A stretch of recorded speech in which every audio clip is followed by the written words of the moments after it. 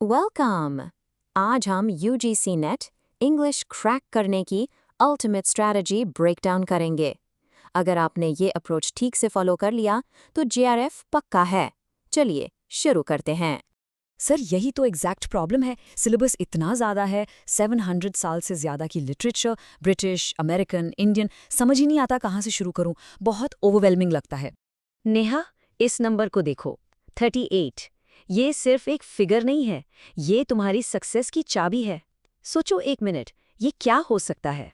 यही सीक्रेट है। एक सिंगल यूनिट से 38 क्वेश्चंस तक आ सकते हैं। इसका मतलब ये है कि पूरे सिलेबस को बराबर वेटेज देकर नहीं पढ़ना है। आपको उस एक यूनिट पर कमांड हासिल करनी है जो सबसे ज्यादा इम्पॉर्टेंट है। ये हार्ड वर्क नहीं, स्मार्ट वर्क है। और वो यूनिट है यूनिट 4, लिटरेरी थियोरी। इसको अपने स्टडी पिरामिड का पीक समझो। अगर इस पे मास्टरी कर ली तो समझो 35% से ज़्यादा पेपर आपके कंट्रोल में है। ये सेक्शन बिल्कुल नॉन नेगोशिएबल है।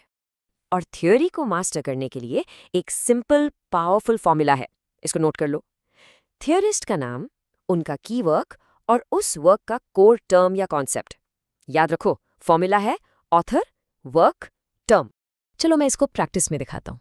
फॉर एग्जाम्पल, एरिस्टोटल, उनका की वर्क है पोएटिक्स और उनके core concepts mimesis, catharsis, हमार्शिया। Net में ये ऐसे पूछा जाता है, who introduce the concept of catharsis? बिल्कुल इतना ही स्ट्रेट फॉरवर्ड। और ये फॉर्मूला मॉडर्न थ्योरी के लिए भी उतना ही पावरफुल है। एडवर्ड सेथ को देखो, उनकी बुक है ओरिएंटलिज्म, 1978 में आई, और उनका कोर कॉन्सेप्ट है वेस्ट का अदर को कंस्ट्रक्ट करना। बिल्कुल वही formula, author, work, term. Sir मुझे ये वाला कॉन्सेप्ट हमेशा मिक्स होता रहता है। इंटेंशनल फैलेसी और अफेक्टिव फैलेसी में नेट के लिए एग्जैक्ट डिफरेंस क्या है? दोनों न्यू क्रिटिसिज्म से ही है ना? बहुत अच्छा क्वेश्चन है। चलो ये कंफ्यूजन हमेशा के लिए दूर करते हैं। न्यू क्रिटिसिज्म कहता है कि सिर्फ टेक्स्ट ही मैटर करता है।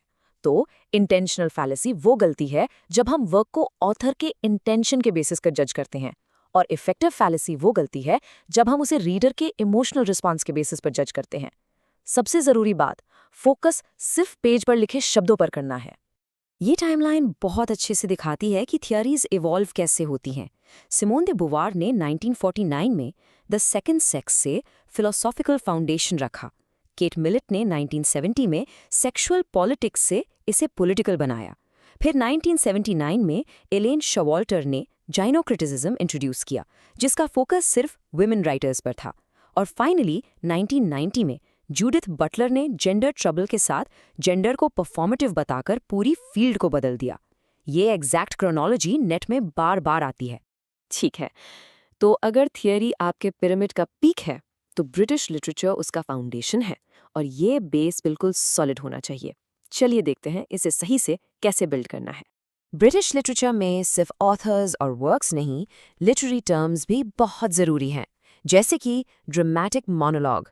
ये एक ऐसी पोएटिक फॉर्म है जिसमें एक सिंगल स्पीकर, जो पोएट नहीं है, एक ड्रामेटिक सिचुएशन में अनजाने में अपना कैरेक्टर रिवील कर देता है, और इसके अनडिस्प्यूटेड मास्टर हैं रॉबर्ट ब्राउनिंग। इस लाइन को देखो, that's my last duchess painted on the wall. यहाँ ड्यूक ऑफ फेरारा बोल रहा है, रॉबर्ट ब्राउनिंग नहीं, और उसके शब्दों से हमें ड्यूक का पोजेसिव और क्रूअल नेचर पता चलता है। परफेक्ट एग्जाम्पल है। नेट में अक्सर ऐसी लाइंस देके पूछते हैं कि ये कौन सी लिटरेरी फॉर्म है। अब बात करते हैं आपके स्ट्रेटेजिक एडवांटेज की।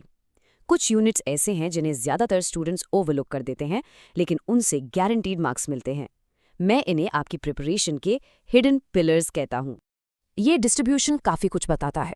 देखो, थ्योरी सबसे इंपॉर्टेंट है, इसमें कोई डाउट नहीं, लेकिन ध्यान दो कि लिंग्विस्टिक्स और इंडियन राइटिंग इन इंग्लिश से 8 से 12 क्वेश्चंस तक आ सकते हैं।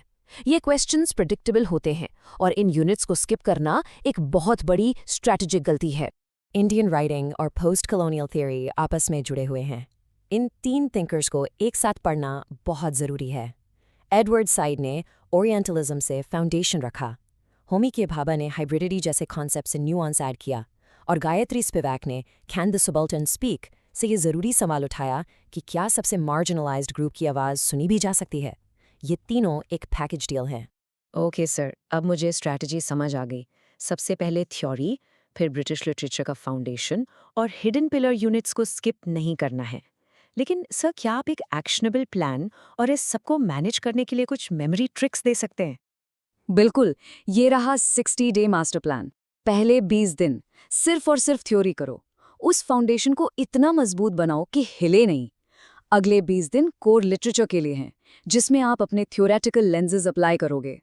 और आखिरी 20 दिन सिर्फ प्रीवियस ईयर पेपर्स और मॉक टेस्ट सॉल्व करने के लिए हैं। प्रायोरिटाइजेशन ही सब कुछ है। और मेमोरी ट्रिक्स के लिए एक्रोनिम्स यूज करो।